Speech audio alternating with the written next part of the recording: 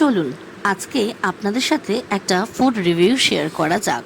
তো hello everyone, this is Srilekha. কেমন আছেন সবাই? আমি কিন্তু বিন্দাস আছি। তো আমরা কোন রেস্টুরেন্টে গেছি আর সেখানে গিয়ে কী কী খাওয়া দাওয়া করেছি আর রেস্টুরেন্টের ফুড কোয়ালিটি কোয়ান্টিটি কেমন ছিল সবটাই কিন্তু থাকবে আমার এই মিনি ব্লগটায়। তো দেখতেই পাচ্ছেন অলরেডি আমি রেডি হয়ে গেছি। আর এটা কিন্তু পয়লা বৈশাখের ভিডিও। কিন্তু আমি ভেবেছিলাম যেহেতু রেস্টুরেন্টের খাবারটা আমার সত্যি খুব ভালো লেগেছিল, তাই জন্য ভেবেছিলাম একটা আলাদা করে ফুড রিভিউ আপনাদের সাথে শেয়ার করব।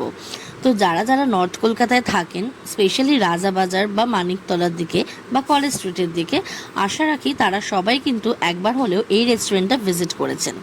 কেউ যদি রেস্টুরেন্টের অ্যাম্বিয়েন্স দেখে বুঝতে পারেন যে আমরা ঠিক কোন রেস্টুরেন্টে গেছিলাম, তাহলে কিন্তু কমেন্ট বক্সে অবশ্যই জানাতে ভুলবেন না। তো আমরা প্রথমে অর্ডার দিয়ে দিয়েছিলাম দুটো মাটন বিরিয়ানি নর্মাল, আর তার সাথে একটা মাটন কষা।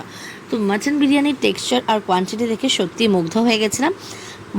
1 প্লেট অফ নর্মাল মাটন বিরিয়ানিতে দুজনের জন্য সাফিসিয়েন্ট বলে মনে হয়েছিল, কিন্তু আমরা তো বুঝতে পারিনি। তো তারপরেও আমরা একটা নানও অর্ডার দিয়ে দিয়েছিলাম।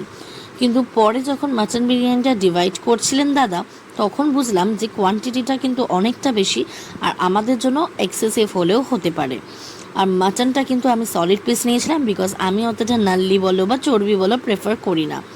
তো আমি কিন্তু মাটনের পিসটা দেখেও পুরো মুগ্ধ হয়ে গেছিলাম। আর বলে না, first impression is always the last impression.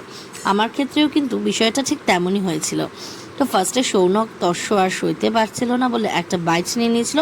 ওর কিন্তু দারুণ লেগেছে। আর আলুটা দেখুন কতটা পরিমাণে সেদ্ধ হয়েছে। তো ও একটা বিরিয়ানির আলুর মধ্যে কিন্তু একটা ব্যাপার থাকে, তাই না? মানে বিরিয়ানি কিন্তু আলু ছাড়া, আর এরকম আলু ছাড়া পুরোটাই ইনকমপ্লিট। আর তারপর ও একটা আলুর সাথে মাটনের সাথে একটা ইয়াম্মি বাইট পুরো মুখে চালান করে দিল। আর তার সাথে সাথে ওর মুখের এক্সপ্রেশন দেখেও আপনারা বুঝতে পারছেন যে ওর ঠিক কতটা ভালো লেগেছিল। কিন্তু আমার তো ওই দিক থেকে একদম লোভ লাগছিল খুব, যে তোর ভিডিও নিতে নিতে আমারই ফুড টেস্টটা করা হচ্ছিল না। কিন্তু আমি ফুড রিভিউ দেবো না, এটা তো হতে পারে না, তাই না? তো মাটন কষাতে একটাই অবজেকশন ছিল যে প্রচণ্ড অয়েলি ছিল। মাটন কষা একটু অয়েলি হয়, কিন্তু গরমের মধ্যে আমার আবার ঠিক অতটা অয়েলি কিন্তু প্রেফার না। কিন্তু আমাদের বিরিয়ানির যে মাটনটা ছিল, সেই মাটনটা হয়েছিল ততটাই সফট, ততটাই জুসি, মুখে দিলে পুরো গলে যাচ্ছিল। সত্যি কথা বলতে একঘর। আর তেমনই চালের কোয়ান্টিটি আর কোয়ালিটি দুটোই কিন্তু পুরো মনোমুগ্ধ করে দিয়েছিল। তো কেমন লাগে আপনাদের মাটন বিরিয়ানি? আর এই গরমে মাটন বিরিয়ানি না চিকেন বিরিয়ানি কোনটা প্রেফার করেন? কমেন্ট বক্সে জানাতে ভুলবেন না কিন্তু। আর তার সাথে যদি আমার ভিডিওগুলো ভালো লেগে থাকে তাহলে please do like, comment, share and হ্যাঁ, আমার ইউটিউব চ্যানেল শ্রীলেখাতে সাবস্ক্রাইব করে দেবেন। তো দেখতেই পাচ্ছেন আমার বিরিয়ানিটা খেয়ে ঠিক কতটা ভালো লেগেছিলো। আমি পুরো মনোমুগ্ধ হয়ে পুরো বিরিয়ানি খাচ্ছিলাম। আর রূপসা নাল্লি পিস পেয়ে গেছিলো বলে পুরো ও খুশি হয়ে গেছিলো, বিকজ ও নাল্লি খেতে ভীষণই প্রেফার করে। আর ও এতটাই খুশি হয়ে গেছিলো যে ও দিখাওয়াতেই খাওয়া হয়ে গেছিলো নাকি অর্ধেক।